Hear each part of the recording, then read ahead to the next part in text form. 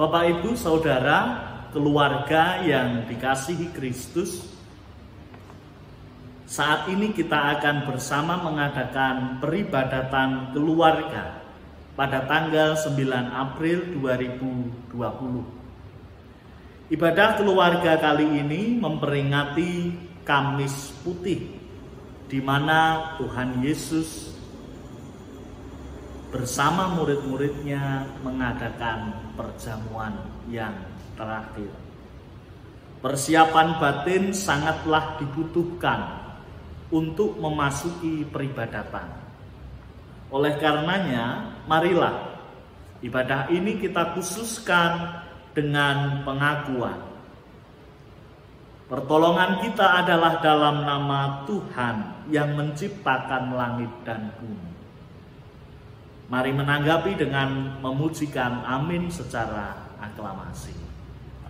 Amin, amin, amin.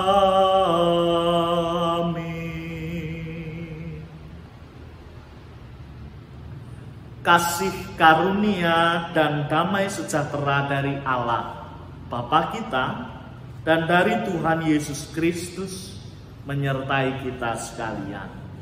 Hosiana, amin.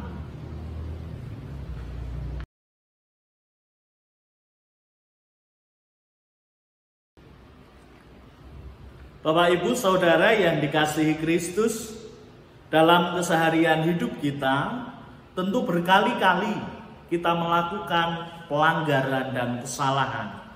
Kita seringkali mendukakan hati Allah dengan tidak melakukan kehendaknya dan malah melakukan berbagai pelanggaran. Namun kita selalu diberi kesempatan oleh Allah untuk mengakui dosa-dosa kita dan bertobat.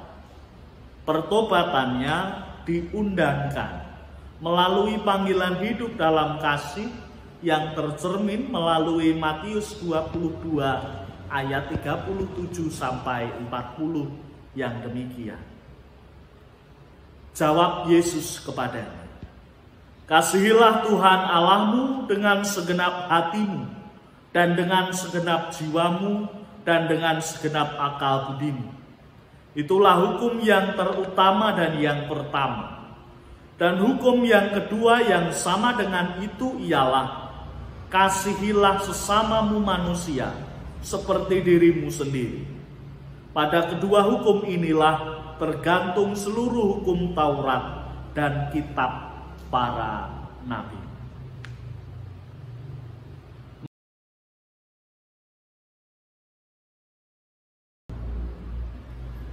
Bapak, Ibu, jemaat, keluarga Allah yang penuh kasih, setelah mengakui dosa-dosa kita dan bertobat, Allah berkenan memberikan berita anugerahnya dan memberikan petunjuk hidup yang baru, hidup yang berkenan bagi dia.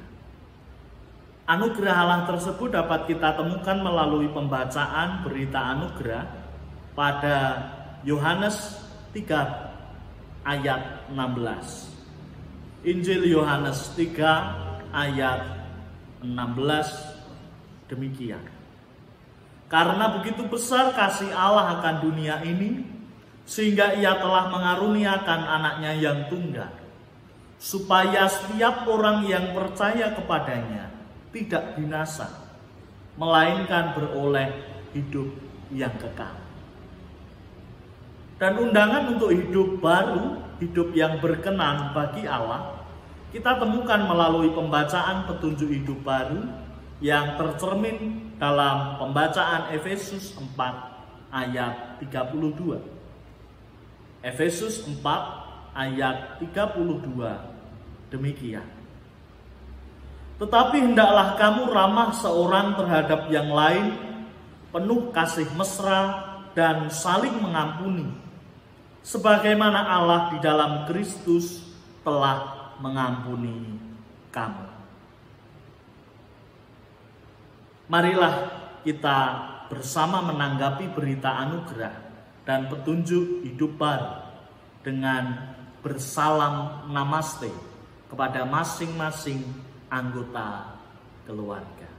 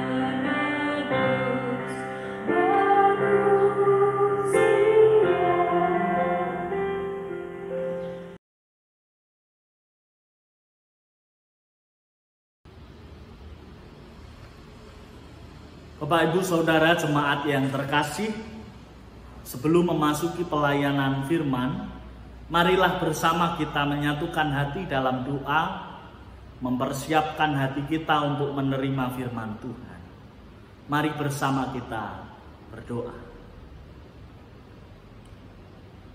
Tuhan Allah Bapa kami, Tuhan yang senantiasa kami puji dan sembah dalam diri Tuhan kami Yesus Kristus.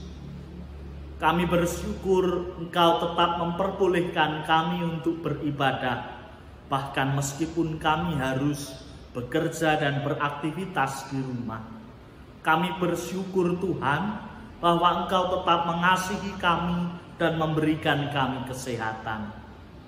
Saat ini kami hendak bersama menggumulkan akan firman-Mu. Berkatilah ya Tuhan, agar firman ini meresap dalam hidup kami. Kiranya Roh Kudus menuntun kami, sehingga kami dapat melangkah dengan baik, seturut dengan firman yang Engkau berikan. Berkatilah hamba-Mu yang Kau tunjuk untuk menyampaikan firman. Kiranya apa yang keluar dari mulutnya hanyalah semata-mata atas kebenaran firman-Mu dan demi kemuliaan nama-Mu.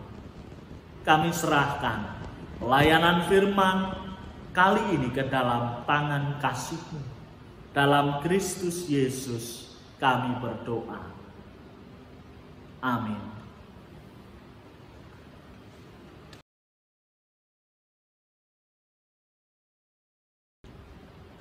Bapak Ibu Saudara yang terkasih, bacaan pelayanan Sabda kali ini diambil dari kitab Injil Yohanes pasal 13 ayat 1 sampai 17, dilanjutkan 31b sampai 35.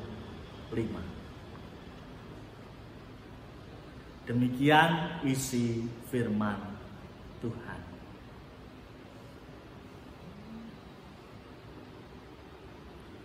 Yesus membasuh kaki murid-murid.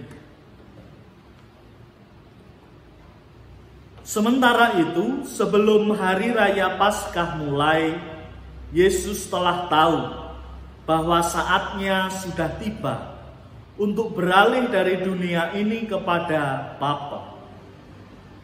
Sama seperti Ia senantiasa mengasihi murid-muridnya, demikianlah sekarang Ia mengasihi mereka sampai kepada kesudahan. Mereka sedang makan bersama, dan iblis telah membisikkan rencana dalam hati Yudas Iskariot, anak Simon, untuk mengkhianati Dia. Yesus tahu bahwa Bapanya telah menyerahkan segala sesuatu kepadanya, dan bahwa Ia datang dari Allah dan kembali kepada Allah. Lalu bangunlah Yesus dan menanggalkan jubahnya. Ia mengambil sehelai kain lenan dan mengikatkannya pada pinggangnya. Kemudian ia menuangkan air ke dalam sebuah basi dan mulai membasuh kaki murid-muridnya, lalu menyekanya dengan kain yang terikat pada pinggangnya itu. Maka sampailah ia kepada Simon Petrus. Kata Petrus kepadanya, "Tuhan, Engkau hendak membasuh kakiku?" Jawab Yesus kepadanya, "Apa yang kuperbuat engkau tidak tahu sekarang, tetapi engkau akan mengertinya kelak." Kata Petrus kepadanya,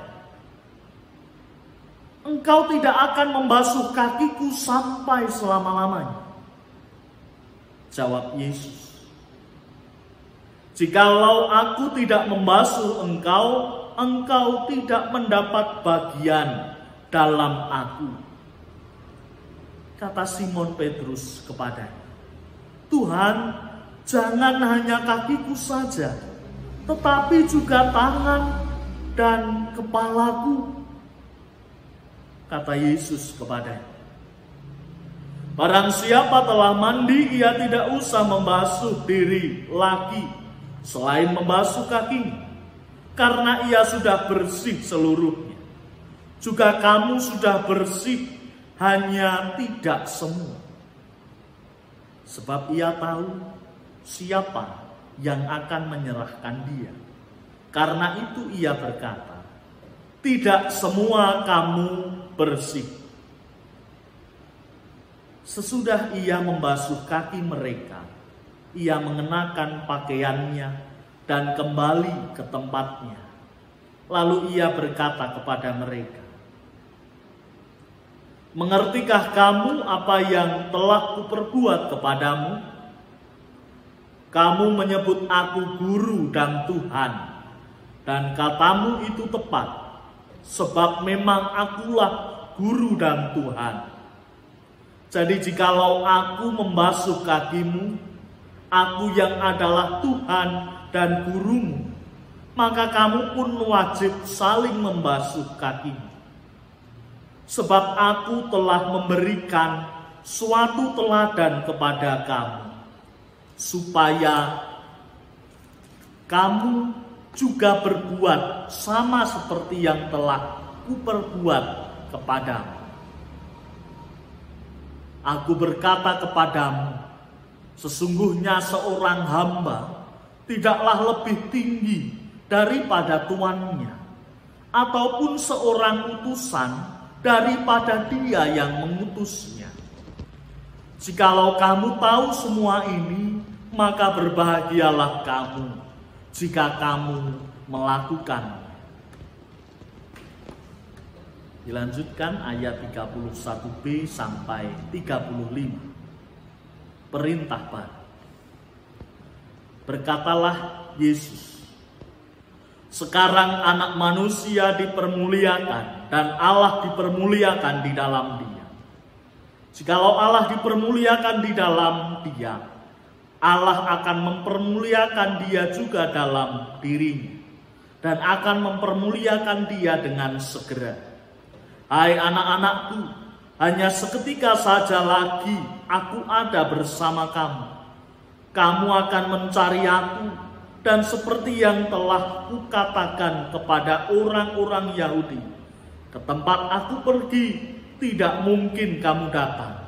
Demikian pula aku mengatakannya sekarang juga kepada kamu. Aku memberikan perintah baru kepada kamu, yaitu supaya kamu saling mengasihi, sama seperti aku telah mengasihi kamu, demikian pula kamu harus saling mengasihi. Dengan demikian, semua orang akan tahu bahwa kamu adalah murid-muridku, yaitu jikalau kamu saling mengasihi." Demikianlah Injil Tuhan Yesus Kristus. Berbahagialah kita yang mendengar firman Allah, merenungkannya dan melakukannya dalam hidup hari lepas hari. Mari kita tanggapi dengan memuji. Haleluya. Amin.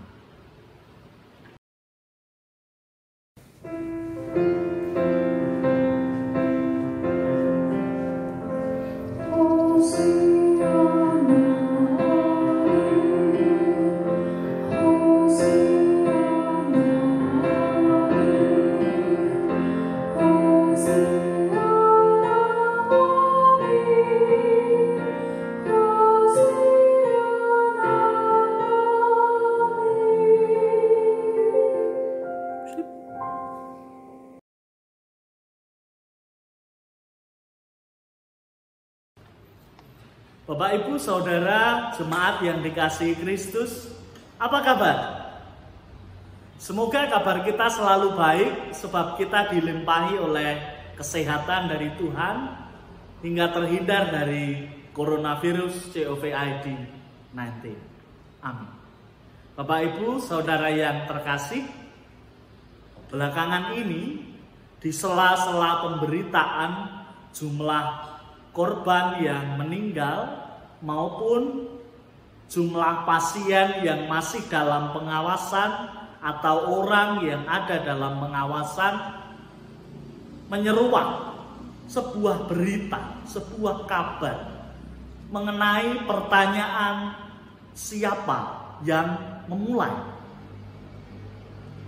Siapa yang memulai menularkan virus Corona COVID-19? Apakah ada sebuah skenario politik yang besar, ataukah itu murni karena virus yang ada di tengah-tengah masyarakat dunia, atau ada hal-hal yang lain yang tidak kita ketahui sebagai warga biasa.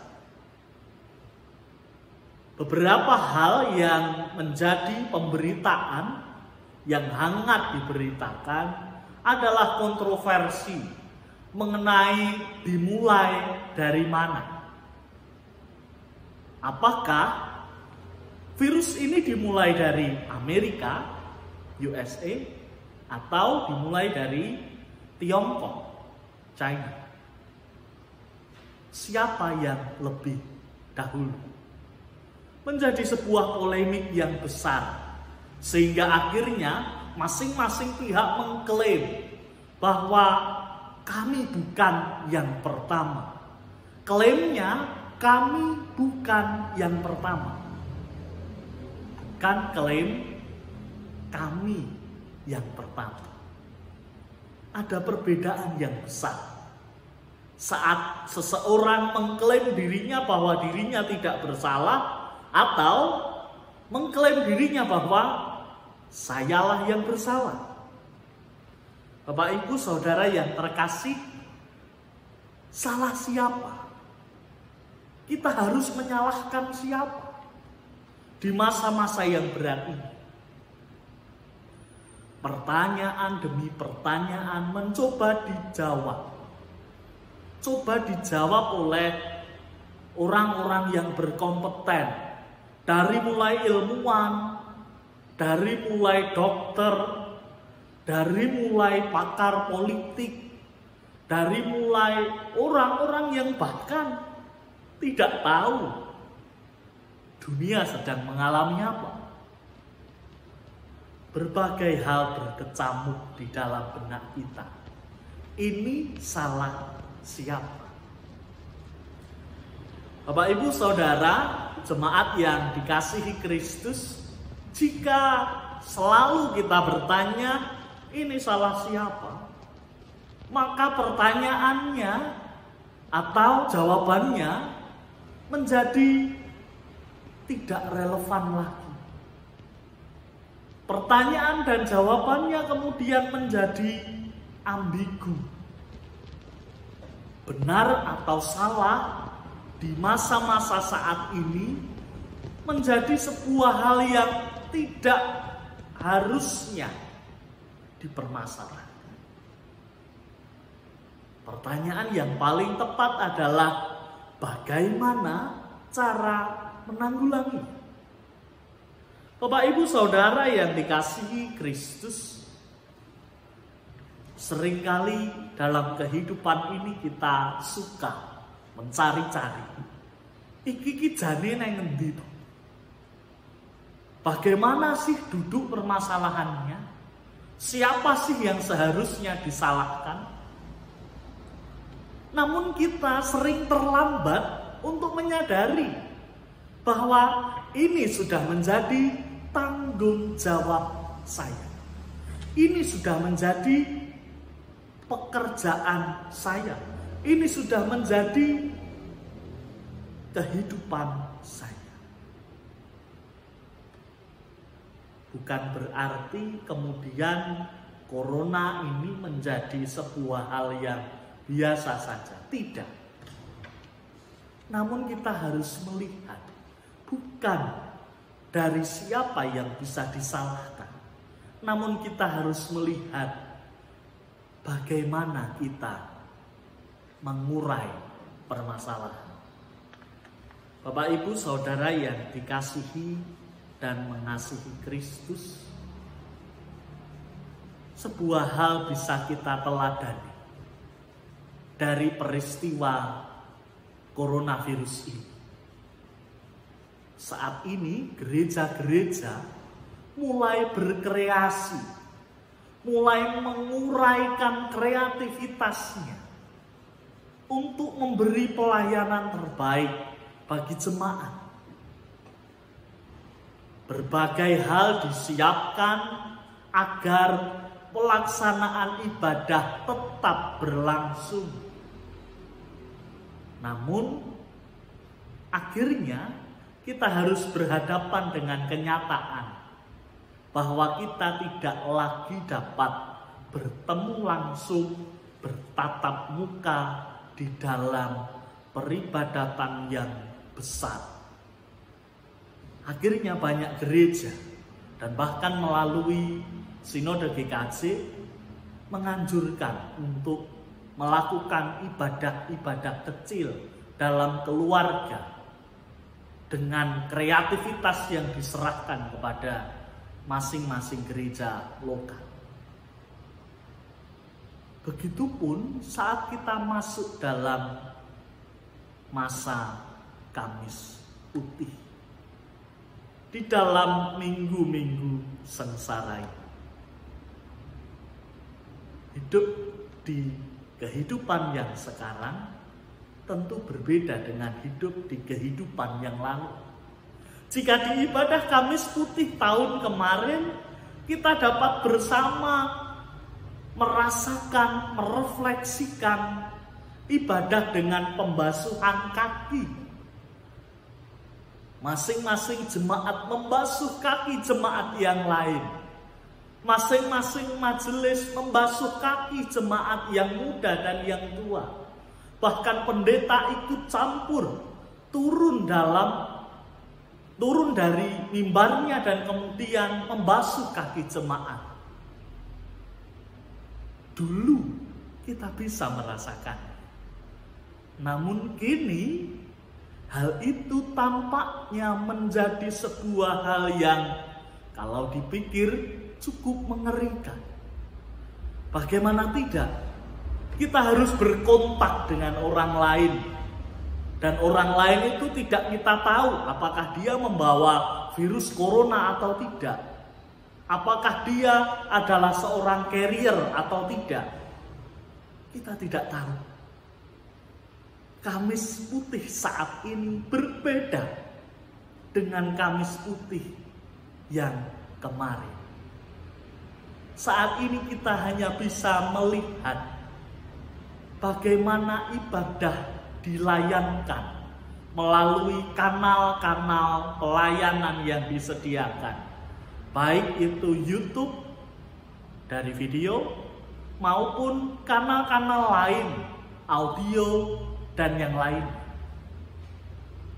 Berbeda dengan saat-saat yang lalu di mana kita bisa ambil bagian dalam pembasuhan kaki. Ya, pembasuhan kaki menjadi ciri khas Kamis Putih. Selain peringatan akan perjamuan terakhir. Bapak Ibu Saudara yang terkasih, kembali ke pertanyaan awal. Jika kita menanyakan salah siapa, gereja tidak dapat menjawabnya. Majelis tidak dapat menjawabnya. Sinode tidak dapat menjawabnya. Bahkan jika kita tanyakan kepada negara kita Indonesia, tidak akan ada jawabnya. Namun jika kita bertanya bagaimana langkah penyelesaiannya, beda ceritanya. Bapak Ibu Saudara jemaat yang dikasihi Kristus, keluarga Kristus yang penuh damai, hari ini kita diingatkan bahwa Kamis Putih adalah sebuah peninggalan yang berharga. Apa yang ditinggalkan oleh Kristus pada Kamis Putih? Pada Kamis Putih, Kristus meninggalkan teladan menjadi seorang hamba. Teladan menjadi seorang hamba. Berbeda dengan teladan yang diberlakukan di dunia ini, di mana biasanya teladan menjadi bos terkenal, teladan menjadi CEO perusahaan, teladan menjadi pemimpin yang hebat dan kuat. Namun hari ini Tuhan Yesus memberi peninggalan berharga, teladan menjadi seorang hamba. Hamba yang bagaimana? Hamba yang saling mengasihi satu dengan yang lain tentunya. Bacaan Injil kita di dalam Injil Yohanes 13 ayat 1 sampai dengan ayat 17, dilanjutkan 31b sampai 35, menunjukkan peninggalan berharga ini. Bisa kita lihat di sana bahwa pembasuhan kaki yang dilakukan oleh Tuhan Yesus adalah pembasuhan kaki dari guru dan Tuhan kepada muridnya, umat. Teladan pembasuhan yang seharusnya dilakukan oleh orang bawah ke orang atas, kini dibalik oleh Tuhan Yesus. Dilakukan oleh seorang pemimpin kepada yang dipimpin. Dilakukan oleh seorang guru kepada muridnya. Dilakukan oleh Tuhan kepada umatnya. Jika kita melihat tradisi yang dicoba ajarkan oleh Tuhan Yesus kepada para muridnya pada waktu itu, tentu tradisi yang jauh berbeda dari tradisi yang ada di dunia. Tradisi yang ada di dunia adalah mencari siapa yang salah. Tradisi di dalam dunia adalah mencari siapa yang benar. Tradisi dalam dunia adalah yang bawah melayani yang atas, bawahan melayani atasan. Itu tradisi di dunia. Namun berbeda dengan tradisi Kristus yang adalah tradisi atau ajaran kasih. Kasih yang turun kepada umatnya.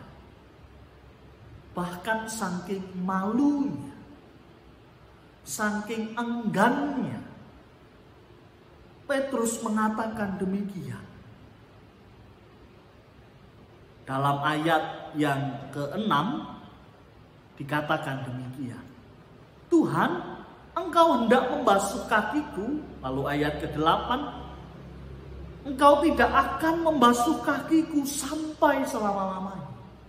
Semata-mata adalah apa yang diajarkan oleh dunia ini.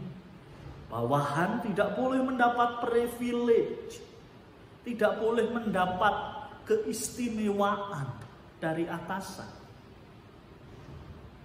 Namun di Kamis Putih ini Tuhan Yesus memutarbalikkan ajaran itu.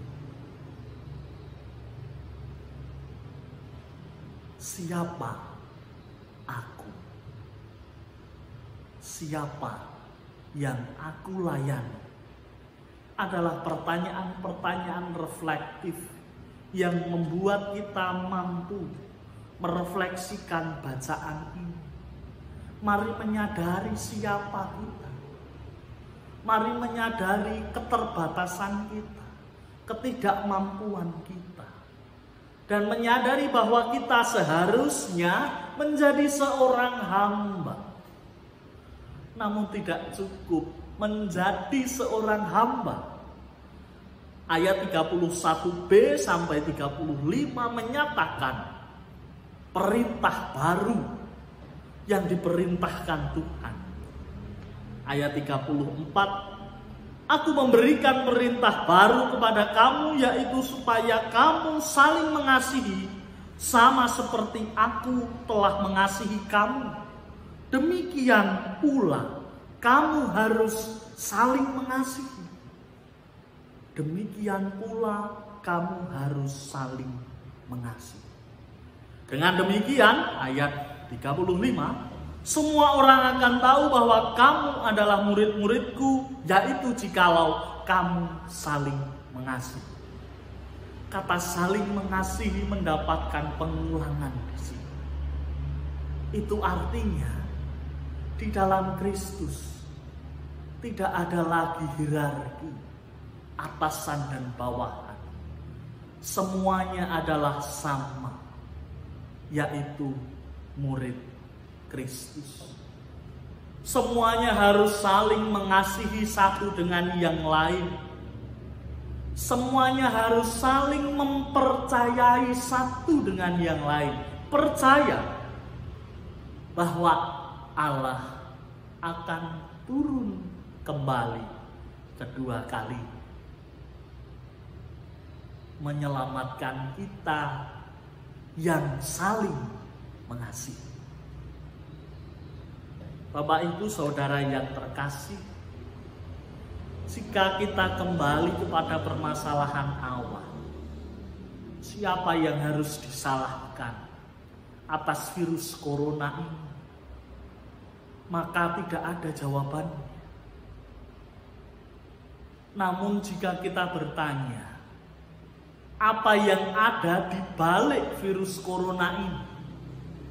Maka jawabannya adalah di balik ini semua kita diajarkan untuk saling mengasihi, untuk tetap percaya, mendasarkan kehidupan kita sebagai saya seorang hamba.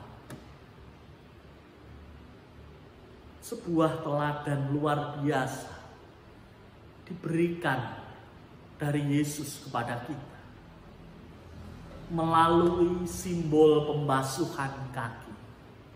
Kita diajarkan untuk saling mengerti. Kita diajarkan untuk saling percaya dan saling melayani, mengasihi. Bukankah itu yang seharusnya kita temukan di masa-masa yang berat ini? Bukankah itu yang seharusnya kita temukan di masa-masa darurat ini? Seharusnya kita menemukan Kristus yang ada di hati kita, di hati saudara kita, di hati masing-masing dari kita. Saling melayani dan percaya bahwa Dia punya rencana. Selamat menghidupi Kamis yang suci ini. Selamat menghidupi Kamis putih ini dengan sikap menghamba dan tetap percaya. Tuhan menyertai kita. Amin. Saat teduh bagi kita merenungkan sabda Tuhan.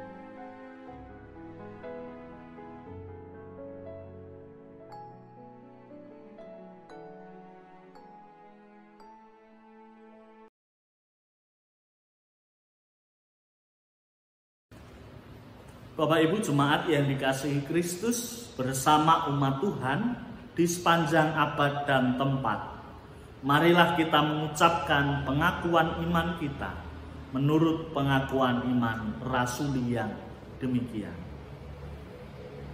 Aku percaya kepada Allah Bapa yang Maha Kuasa, Khalik langit dan bumi, dan kepada Yesus Kristus anaknya yang tunggal Tuhan kita, yang dikandung daripada Roh Kudus, lahir dari anak darah Maria, yang menderita di bawah pemerintahan Pontius Pilatus, disalibkan, mati dan dikuburkan, turun ke dalam kerajaan maut. Pada hari yang ketiga bangkit pula dari antara orang mati, naik ke surga, duduk di sebelah kanan Allah Bapa yang Maha Kuasa, dan akan datang dari sana untuk menghakimi orang yang hidup dan yang mati. Aku percaya kepada Roh Kudus, gereja yang kudus dan am, persekutuan orang kudus, pengampunan dosa, kebangkitan daging, dan hidup yang kekal.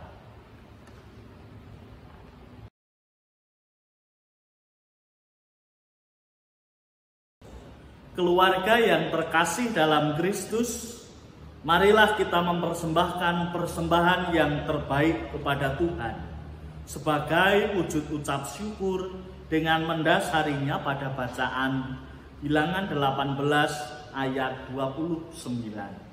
Bilangan 18 ayat 29 demikian.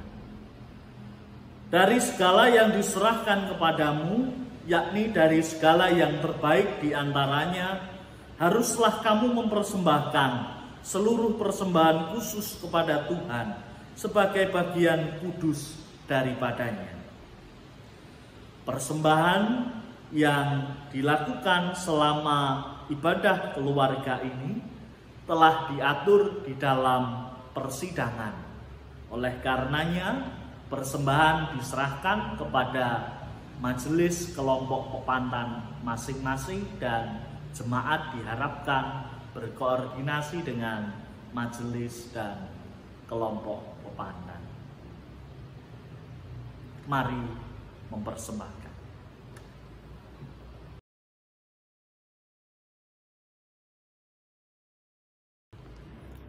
Bapak, Ibu, Saudara, jemaat yang terkasih, marilah bersama kita menyerahkan persembahan kita dengan bersama menyatukan hati di dalam doa syafaat. Mari bersama kita berdoa, dan jemaat dimohon juga berdoa berdasarkan pokok-pokok doa yang sudah disiapkan. Mari berdoa. Tuhan Allah Bapa kami yang bertakhta dalam kerajaan surga, kami bersyukur bahwa Engkau telah mengajarkan kami untuk hidup sebagai hamba yang percaya. Kami bersyukur bahwa Engkau senantiasa hadir dan menjamah kehidupan kami, sehingga kami dimampukan untuk melayani satu dengan yang lain, meneladan kasih setia Tuhan. Pada saat ini kami terkhusus berdoa untuk keadaan luar biasa yang terjadi di Indonesia dan beberapa negara lain di dunia ini terkait dengan virus corona COVID-19. Hari ini kami berseru, ya Tuhan, kiranya Engkau yang senantiasa menjaga kami di dalam masa-masa darurat ini. Berkatilah Indonesia dan negara-negara yang lain yang sedang berperang dalam keadaan yang luar biasa. Kiranya Roh-Mu juga menyertai segenap stakeholder yang senantiasa mengupayakan yang terbaik untuk penanggulangan coronavirus ini. Secara khusus kami berdoa untuk saudara-saudara kami yang ada di garis depan, yang saat ini masuk dalam keadaan yang genting, yaitu saudara-saudara kami di tenaga medis. Tuhan, kiranya Engkau yang menjaga dan menyertai mereka. Berkati keluarga mereka agar dapat mendukung dengan hal-hal yang baik yang bisa dibagikan untuk orang lain. Kiranya Roh yang menjaga. Berkatilah pula kesehatan warga jemaat Tuhan di GKJ Wonogiri Utara. Kiranya kami warga GKJ Wonogiri Utara senantiasa berada dalam kesehatan yang prima, sehingga kami dapat terhindar dari virus corona COVID-19. Tuhan Allah Bapa kami, kiranya Engkau yang hadir dan menjaga setiap keluarga. Kami juga mohon rahmat-Mu untuk rencana-rencana yang saat ini kami lakukan di dalam kegiatan gerejawi. Berapa rencana yang tertunda seperti penabisan pendeta GKJ Wonogiri Utara kiranya dapat segera terlaksana seiring dengan keadaan luar biasa yang segera dicabut dari Kabupaten Wonogiri dan Indonesia pada umumnya. Kiranya Roh-Mu menyertai segenap panitia yang telah berupaya yang terbaik untuk pelaksanaan penabisan ini. Berkati pula vikaris agar senantiasa dapat mempersiapkan dirinya untuk melayani Tuhan lebih sungguh lagi. Kami juga mohon rahmat-Mu untuk pelaksanaan rencana program yang lain, secara khusus program pelunasan tanah klasis. Kiranya Engkau yang hadir dan segera memberkati kami agar tanah klasis dapat segera terlunas. Tuhan Allah Bapa kami, di tengah ibadah kami juga memberikan sedikit persembahan dari apa yang Tuhan berikan kepada kami. Kiranya Engkau yang menyertai, berkatilah agar persembahan yang tidak senilai dengan berkat-Mu ini dapat senantiasa memuliakan kerajaan, khususnya mencukupi kegiatan-kegiatan kami bergereja di GKJ Wonogiri Utara. Berkatilah saudara-saudara kami yang mengelola persembahan ini, agar Engkau memberikan kebijaksanaan, agar dapat mengelolanya demi kemuliaan nama-Mu di GKJ Wonogiri Utara. Kami serahkan hidup dan kehidupan kami sebagai persembahan yang sejati ke dalam tangan.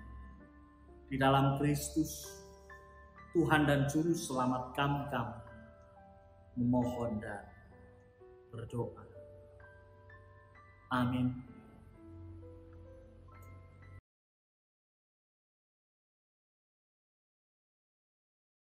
Bapak, Ibu, Saudara, jemaat yang dikasihi Kristus, peribadatan kita kali ini telah selesai. Kita diutus untuk tetap menjadi hamba yang percaya. Oleh karenanya marilah bersama kita menerima berkat Tuhan.